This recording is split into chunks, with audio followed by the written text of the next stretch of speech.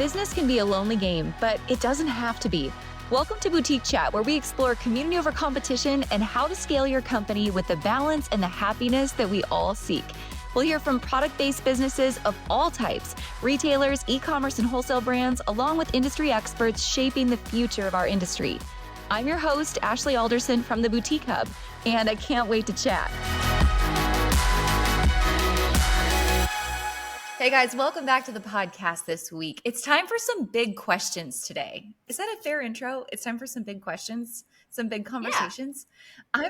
I'm excited about this. Hilary, you and I happen to be local, which doesn't happen very often for guests of the show. So it's so awesome to have you on today. Thank you. Yeah, I'm really excited to be here. And it's a rainy Friday morning, so this is just an exciting thing to kind of kick off the long weekend. Yes, it's perfect. So you guys that are listening today, I'm just going to set it up with this.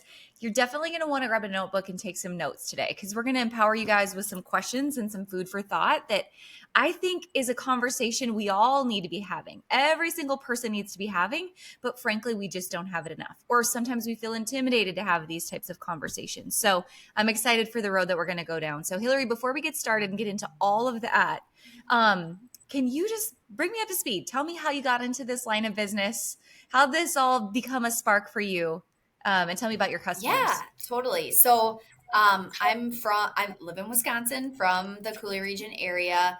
I actually worked in corporate finance and accounting for about 10 years. And I always tell people that because I think they assume because I worked in corporate finance and accounting that I knew what I was doing with my personal finances. And that was so not the case. So my husband and I, we became clients at Northwestern Mutual. We were introduced to some financial planning strategies. And I was like, why has nobody talked to me about this? Like, why is no one talking about this? How have I never been educated on this stuff? It was mind-blowing to me. And so that's when we decided, my husband and I kind of talked about it. And I decided to make the transition to the private practice side. And start my own practice because I went to a Tony Robbins conference many moons ago. And, he said, you're either a doer, like a worker, a leader, or an entrepreneur. And I knew even back then I was an entrepreneur. I just didn't know what I wanted to do with my life. And so now I found that I get to help real people like me with real things because finance is in every facet of our lives, right? And to get to do something a little bit more fulfilling, but have control, right? Like I have control over how big my business grows, what type of clients I get to work with, and when I'm spending time with my family and when I'm working. And so that's kind of what led me here. And in regards to what type of clients, I would say another reason why I started here, I was the only female advisor in my office when I started. And up until 2 weeks ago, I've been the only female. And I'm sure as we all are aware, like more women are becoming the breadwinners. They're having a bigger say in financial decisions, widows, divorcees. And sometimes they just want another woman to talk to, right? It's just like a comfort level. Yeah. And again, this isn't a man bashing thing. I love my husband. I love men, but it's just a little bit different. And so I was like, there's a whole other population and underrepresented community that I can serve. And so I would say I primarily am working with women. I work with a lot of women-owned businesses because I know what it's like to be self-employed. And so I have a real big passion around that. I'm a farm girl, so I love working with the rural community and families, moms. So I'm a special needs mom, and so I work a lot in that community too. And just love supporting other people and taking that load off of women and moms because we got a lot going on. There's a lot of plates spinning. A lot of plates spinning for all of us. I love that because sometimes, and I love that you said this is not a man bashing thing, but sometimes there are just big differences in relationships and, what each side kind of brings to the table. And I find maybe in my circles anyway, or a lot of times in the community here at the Hub, the female entrepreneurs I work with tend to be very creative. and definitely like that left side of the brain, where a lot of times those who work with their spouse, the spouse is the analytical one.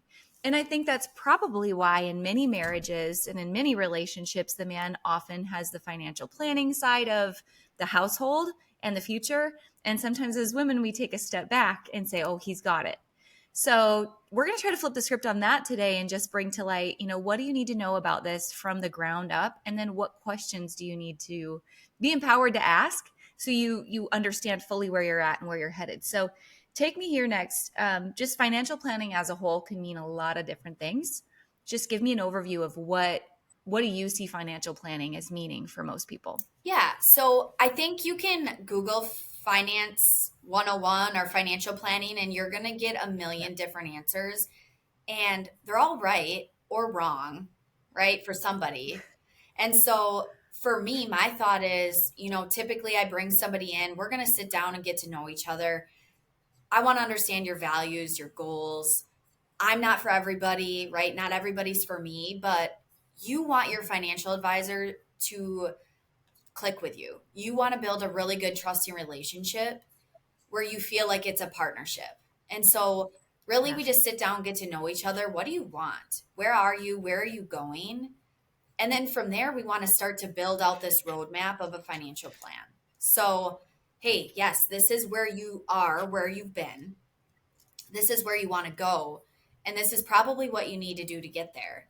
And Yeah. I find that just starting the conversation is the hardest part because, you know, even though I do this every day, like I'm not naive to think that this is the most exciting thing to talk about. Like the psychology of money is an interesting thing. And a lot of us have shame or guilt or fear Yeah. around money. And not always, but a lot of women choose avoidance because we don't understand it all or we don't know where to start. And so it's kind of like, Hmm. decision fatigue and you just kind of shut down. And I want to just be there for my clients to kind of guide them and help take some of that off Hmm. their plate. So it's really just starting the conversation. Um, and starting somewhere, right? Like we don't have to solve all of the world's problems or all of your financial planning questions in the first meeting or probably even in the first year. But we'll kind of figure Yeah. out what's urgent, what can wait, right? And we can start checking things off the list over time. And it's just a work in progress over time. Yeah, so good. And I love the holistic approach of really, I know you had mentioned there's 6 pillars of finance. I would love to hear more about what those are. But the holistic approach of one piece has to feed into the other, and they all have to speak in coordination with one another. We can't, it's just like going to the doctor and only addressing one tiny symptom versus the entire issue to try to get to the root of where we're actually going to go. So tell me more about the six Yeah. pillars of finance. Yeah, I want to understand everything about someone's finances, right? My husband does auto body and Mhm. mechanics, so I like to use the car analogy. This is about as far into cars as I'm going to get, but it's like looking under your financial hood, right? We want to look at all the things. Yeah. We could change your brakes, but if you don't change your oil, you're still going to have problems. So Yep. the 6 pillars, we follow and we look at cash flow management. So, what does it look like on a monthly basis? And maybe how much are you investing back into your business? How much are you saving for whatever other goals it may be? Yeah. Two would be risk management, so insurances. As we're self-employed, some of these things you're on the hook for yourself, and you just have to go and Hmm. make sure you have the proper insurances, whether you're a brick and mortar or if you're an online presence. Hmm. Um, Investment planning. So I think that's probably the most common thing we think of when we think of financial planning, but Yeah. investments are definitely just one piece of it. Hmm. Retirement planning. So that might be distribution planning, tax planning. That's probably one of the biggest pain points we have as being, self-employed. It's like taxes. Yeah. And then estate planning. So, are you a single, owner of your business? Are you in a partnership? Do we have the right estate planning done? It's not fun to talk about worst case Hmm. scenario, but it's really important to have these things taken care of. Hopefully, we can talk about the doom and gloom one or two times, get it taken care of and squared away, and then we don't really have to worry about it again. Yeah. And I mean, I've got to stop right there and just, I can't overemphasize the importance of what you just said. I think for a lot of people, it feels like that's going to come someday. That'll come down the road. That'll come when I'm old, all the things. But I personally have been through a nightmare of an estate plan gone wrong. I don't remember if I told you about this when we had coffee, but just our family's farm and ranch. When my dad was diagnosed with brain cancer, he was given 18 months to live. Their estate plan was a nightmare and it ripped our entire family apart. Like people not speaking to people for years. And so, wherever you are, whether I know a lot of people that are listening, yes, they have their own business, but they're in a family of entrepreneurs. Their parents have businesses, their siblings have businesses, their spouse probably has a business. The earlier you can get ahead of that, and while you're all in your right state of mind, because once someone gets ill and emotions are high, or God forbid, somebody end up in a nursing home and the nursing home comes back and takes all of your assets, because they will, it's too late. So you've got to get ahead of that stuff now. So let's dig into each of those six pillars just a little bit deeper, if you don't mind. Do you want to work your way backwards? Since Yeah. we started with estate planning first, if you can just pick out, let's talk about a couple of tips or maybe common struggles you see or things people should know about each of these six. I think that'd be really awesome. So let's start with estate planning. Where do people start and what do they need to think about Yeah, first? I think like you hit the nail on the head. A lot of people assume this is important but not urgent. I'll worry about Mhm. it later. But, for So one, if you important. have any kiddos, right? Like that's a big piece just in itself, even if you're not self-employed, making sure you have Yeah. your estate planning done for your kiddos. For me, with a special needs child, that might look like a special needs trust and, some other extra Hmm. things there. So it can be very specialized. Self-employed, I mean, sometimes with a partnership, it's a buy-sell agreement. What happens if there's a death or a divorce or something, in that aspect? What Hmm. happens with the partnership? Um, I think you touched on it perfectly too. I see that in the farming community a lot with the estate planning. Yeah. Avoiding probate is huge. It's a long Yeah. process and it's very expensive. So just having the right beneficiaries on all of your accounts, making sure that both you and your husband are listed on everything and that's all squared away Yeah. can just avoid so many issues in the future. And then longer term, right, Yeah. as we're nearing retirement, it could be long term care insurance, whether it's a revocable or irrevocable trust. They all can Hmm. play a factor. And so I'm not an attorney. I can't draft the documents for you, but we work very closely with our clients' attorneys in regards to making sure, we have all the things in place. And Hmm. some of the things that I do are going to tie together with the attorney. And so it's oftentimes I hear people talking about your board of directors, right? So you might have your accountant, your financial planner, your attorney, your bookkeeper, these board of directors that can work together to make sure we have all the pieces in play. Hmm. So when people think about estate planning and trust, one more thing I just have to hit on quick. This does not mean just having a will. Correct.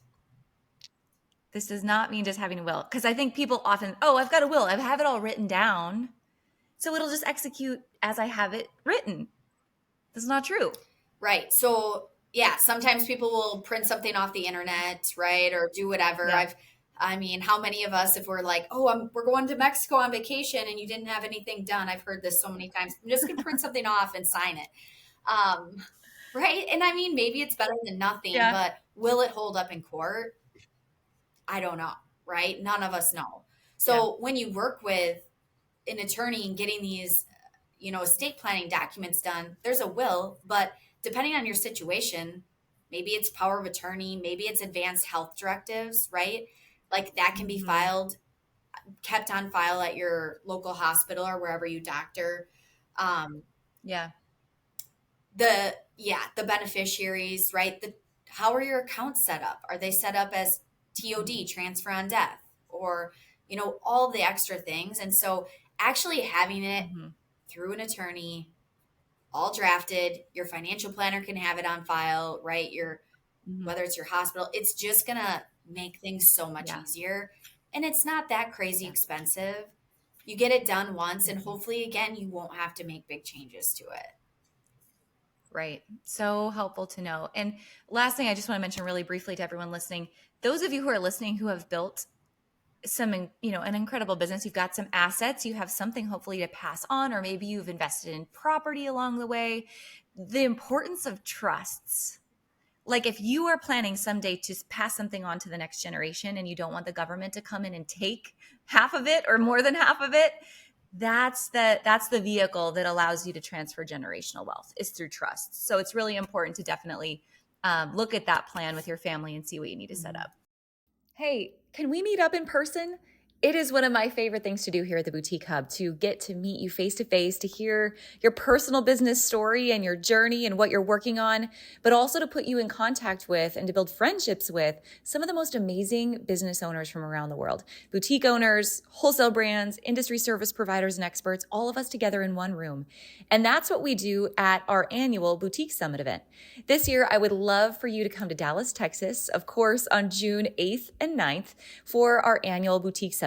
Our theme this year is the summit and your business completely reimagined. And I think it's time for that theme to take effect, right? We have been through some crazy highs and lows in this industry. And I think going into 2025, we are all ready to reimagine what's possible in this industry and in your business personally. So get ready for detailed hands-on workshops, not just you listening to speakers, but you actually getting things done, pulling out your Facebook ads account and building some ads together, or planning out an entire quarter of content, maybe doing some social media audits with some of our most well listened to experts in the room, along with fellow boutique owners. It's time to dig deeper into your business. And that's what we're going to do together at the Boutique Summit in Dallas, Texas, June 8th and 9th. I hope to see you there. It is our biggest and best and favorite event of the year. And it's time to take your business to the next level. Let's do it together. All right. The next pillar was it investing? Tax, yeah, we can go anywhere we want, but Okay. tax planning was the next one I Okay. listed off. So I think that's a really, it's a one that we love to avoid when Mm, we're self-employed, yeah. right? Because who likes to pay taxes? But it can be a really big pain point. A lot of times when I sit down with business owners and I ask, what is the biggest pain point in your business? A lot of times I get that answer, Yeah. taxes. I think there's a huge lack of education around tax planning too. And so many of us don't understand it, that it's like this kind of big black cloud hanging over us. Yeah. And so finding a really good accountant that you have a good relationship with and a bookkeeper, right, that you can work with and consult throughout the year is really helpful. Again, we'll usually work really closely with our clients' accountants on, hey, where are you at throughout the year? What types of things should we be doing? Um, just some really easy things of like, hey, how can we reduce your taxable income and still prepare for the future? Whether it's a 401k is probably the most common thing we hear about for like larger businesses. But with a lot of, closely held businesses, it might be a SEP IRA, a simple IRA, Mm-hmm. an HSA health savings account. Yeah. Some of these things that are going to be, you know, reducing your taxable income, but also preparing for the future.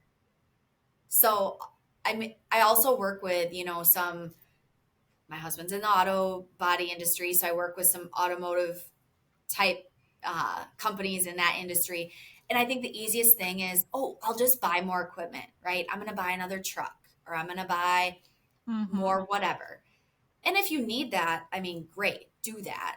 But also, is that really building your business? Is that building the worth of your business so that in 30 years, when you Mm-hmm. go to sell your business, right, a truck or a piece of equipment is going to be depreciated. Yeah. Is that really investing back into your business? So I think there are certain things that can really make sense to scale and grow your business, Yeah. but other things that maybe aren't really serving you as well.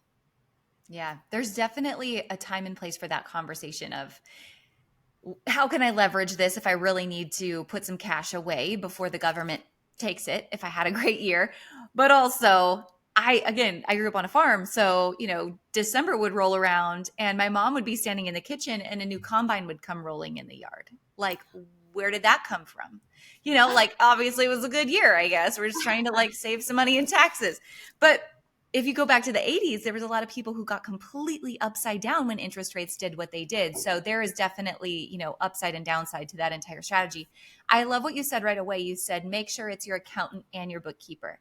I really have to emphasize that. And those of you who are already members of the hub and you're in the groups, we've got some amazing vetted service providers that offer that specialize in retail. But those are often two different people. Sometimes they're from the same business. A bookkeeper is who you have a weekly conversation with about your numbers. They're helping manage your QuickBooks. They're looking at all the numbers. But the accountant, this is not H&R Block on the corner. Like you said, it has to be somebody who is like a consultant to you that you're having these conversations with, not just at tax time. Please don't show up with a shoebox on April 15th going, help me. But it's throughout the entire year to pre-plan before you got there. So I love that you mentioned that. All right, Mhm. your next pillar was retirement. Yeah. So that kind of flows right from the tax planning, right? I mentioned the 401k, the SEP Mhm. IRA, the simple IRA, and HSA. Some of those things, those are tax deductions, right? And they're an above the line tax deduction, reducing your taxable income, but they're planning for your retirement. So why not maybe pay a little less in tax and save for retirement? Yeah. So that's kind of a dual place there where we can talk about both. And it really just depends on the situation and your family dynamic. Does your spouse also work? Are Mhm. they self employed? It's looking at the whole picture because we want to make sure that the pieces fit together and are complementing each other. And so, depending on what's the right fit for you, but that's a really big piece with retirement planning. I mean, your Mhm. business is probably part of your retirement plan, Yeah. but we talk a lot about being diversified and not having all of your eggs in one basket. So, some people I think find it where they're just pouring everything back in their business and they're Mhm. assuming they're just going to be able to sell their business and that's their Yeah. retirement plan. And, it could be part of it, but what happens if, you know, 2008 happens again and Yeah. people aren't in the market to buy a building or buy a business at that Mhm. point and it's a couple years before you're able to sell, right? We want to have multiple avenues of and streams of income when you're in retirement. Yeah, so good. I really appreciate that message. And I think that gets overlooked for entrepreneurs often is, oh, this business is my asset. That's my retirement. You're really running some risk if that's what you think is going to happen. So those of you who are doing profit first and you're really working on paying yourself and setting 10% aside every single month, really part of that 10% should be what's going to go to my IRAs, what's going to go into my retirement, how am I going to save? And then Hillary, tell me more, people that employ their children, right? The IRS allows you to employ your children up to a certain, dollar amount under a certain age. I see a lot of people taking those funds and putting those into different types of IRAs for their kids as well. Yeah. Yeah, that can be a great strategy. Really, you just have to, um, right? As long as I've seen people, employ their 5-year-old, and if they can shred papers and it's like a Mhm. reasonable job, a reasonable Yeah. task for that age, you can do that. Yeah. And, I've seen some of our clients that have people on payroll and they have a simple IRA and that's a deduction on the business side. But then this, a simple IRA is, you can contribute to that. There are some different age limits on that, but different things too. If you have an income, right? Let's say you're 15 and you're making $10,000 a year, yeah, you could contribute to a Roth IRA if you have taxable income. Mm. So I just think that there are a lot of strategies as you continue to grow that, to your point, you're creating generational wealth. You're starting to give your kids a little leg up and also just starting to teach them about this stuff. Yeah. Because how many of us had no clue about any of this? Also, growing up on a farm, Yeah. like no one told me about this until probably a little too late. Yeah. It's so important. And I feel like in schools anymore, I mean, we really don't talk about this. We really don't teach kids the real world of financial management, financial well being. So it is a great way to get your kids involved early. Mhm. Okay, the next conversation, this is a fun one. My father-in-law is my insurance agent, so I cannot wait to hear you talk about risk management. I love this dinner table conversation. Oh, yeah, it's a good one. So I always say that um, risk management is really the foundation of financial planning. Mm, So again, my husband and I are very different. If we were building a house or when we were remodeling, I was like, what color are the countertops going to be? This is what I care about. What color is the paint? And he's like, are we using 2x4s or 2x6s? Like, how yeah. strong is the foundation? I didn't care about that. It's not the fun part. But really, right? If you don't have a strong foundation, does it matter Mm, what color the countertops are? Probably not. mm-mm. And so it's the same with financial planning. Risk management is the foundation. If you don't have the right insurances in place, we can talk about all the sexy investments we want, Yeah. but if one little blip occurs in your financial plan, all of that could be thrown out the window. So Hmm. does it really matter then? So again, it's not the most fun thing to talk about for sure. Hopefully we can talk about it a couple times and then never have to really touch on it again. But Yeah. whether it's life insurance, disability insurance, Mm, what happens if you're unable to work for, a year because you're going through treatments?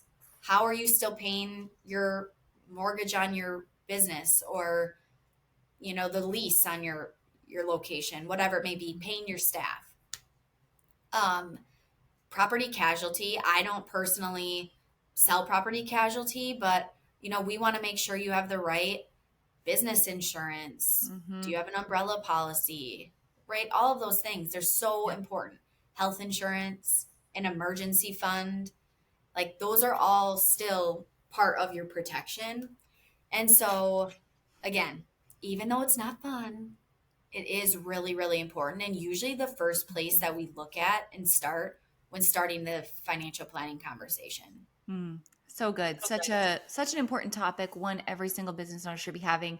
And your insurance agent, I mean, that's someone you should be meeting with probably at least twice a year, I would say, to continue the conversation. Those of you with inventory levels and warehouses and all of that, I mean, you have to also insure all those pieces.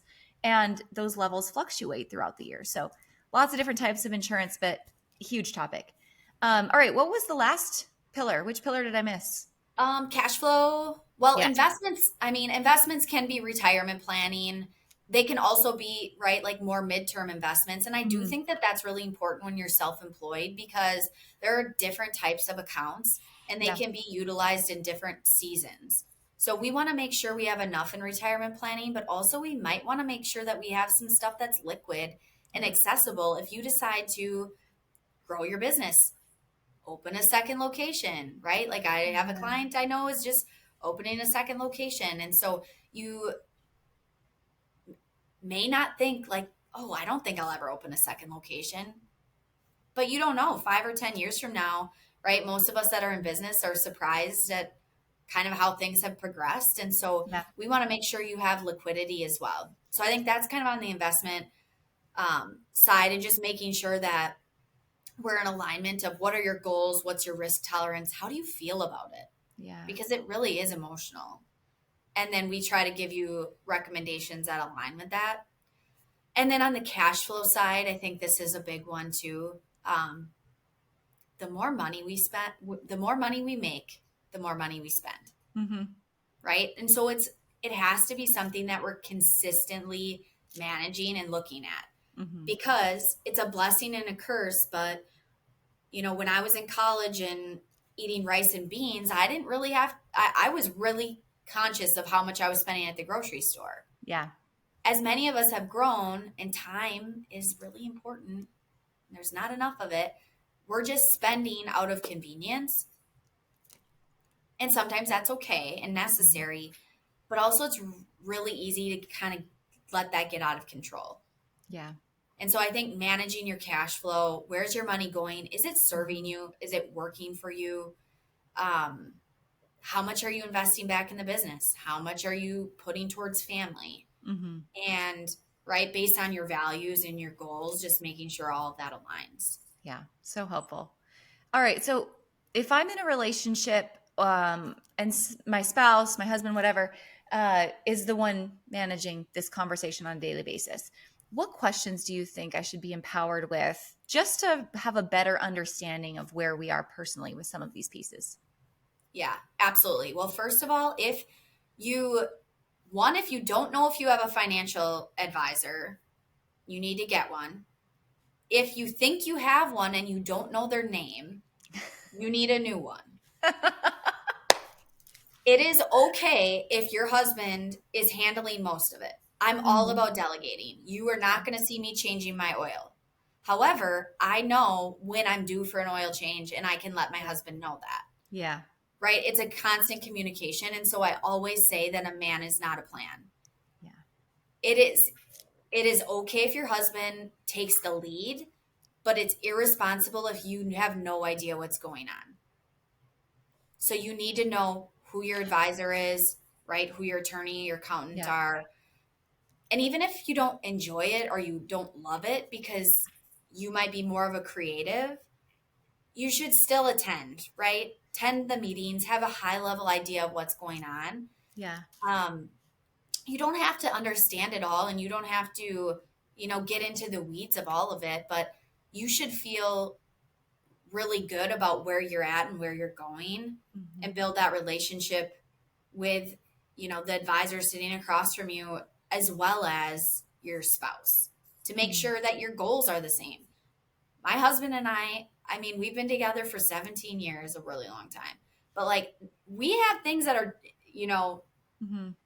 he has things that are important to him that are not as important to me.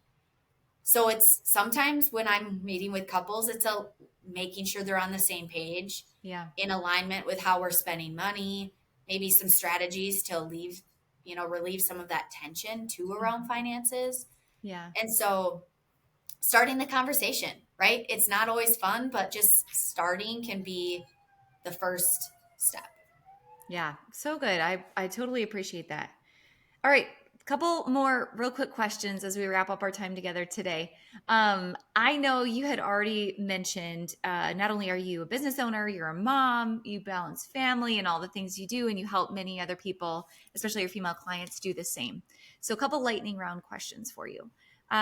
What, or let me say, how do you set boundaries to allow you to best take care of yourself and your family while also being productive at work? Oh yeah. I truly believe as moms and just as women, like we can get more done in half the amount of time as our counterpart. And so for me personally, I am very strict with my calendar and my husband knows my calendar, right? We're very much on the same page. So Tuesdays Mhm. and Wednesdays I'm seeing clients and I have, pretty full days. I'm back to back. Thursdays, I'm making sure I'm virtual and I'm home to get my son off the van. That's kind of my Mhm. husband's day. Friday's a me day. So that's when I'm like running errands, maybe doing some business admin and getting that done because I'm not going to get my hair done on a weeknight or on the weekend because that's family time. And I think as being a business owner, you can structure that how you need to and get those things done. So I think just really finding when are you the most productive, when are your like Mhm. key crucial hours when you can be productive and structuring that calendar and then just communicating that with your partner Yeah. and your family so that you're on the same page. So true. All right. What is the best business advice that always sticks with you? Leverage. If you want to grow and scale, you need to utilize leverage, right? You need to invest back in your business Mhm. before the funds are there maybe or before you're seeing the success because nobody nobody sees success without failures, right? Yeah. And without taking risk. And so that's for me, it's leverage. Like I was paying a house cleaner before I probably could afford to because I need to grow my business, Yeah. right? Same with a nanny.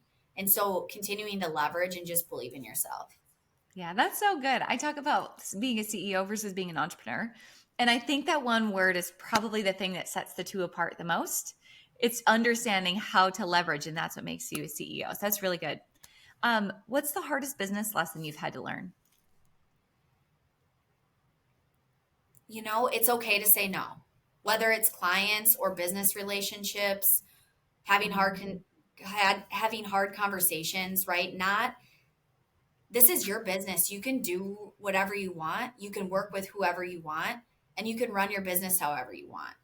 And so I think the sooner you can figure out who do you want to work with, how do you want to run your business, what fills you up and lights you up, and gravitate towards that, like the sooner you can do that, the better. Because I think so many of us get told this is how you should be running your business, this is who you should work with.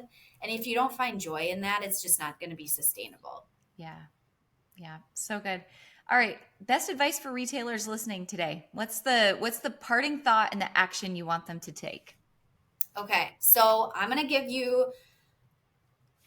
a little bit of a challenge. I know, it's not, you got a million things going on, but within a week, I want you, if you don't already have a financial advisor, I want you to schedule a meeting with someone. It could be with me. I attach my schedule a discovery call. It doesn't have to be with me. It could be with someone else. Mm-hmm. Find someone that you click with and start the conversation. Even if you're like scared, if you have, shame or guilt around it, just start the conversation. I know it's summer and it's like, oh, this is a good winter project. No, the best time to do this was yesterday. So just start the conversation and with your partner as well. Yeah. Take some action. I like it. Hilary, this has been so awesome today. Thank you so much for spending your time with us and pouring your knowledge into us. All kinds of actions we could all be taking from this conversation. So thanks for the light that you are. I really appreciate you. Thanks for having me, Ashley. This was so fun. And again, if I can ever be a resource for anyone, reach out at any time and we're happy to help. Awesome. Thanks for listening, guys. I hope you took away all kinds of nuggets and new ideas from this week's episode. Don't forget to subscribe and leave a rating and review. We love to hear your feedback and give you a chance to be featured on the show each and every week. For more information on our spirit of community over competition and to access guest downloads and bonuses and all the resources we talked about on the show, head on over to theboutiquehub.com and join the community. We'll see you next week.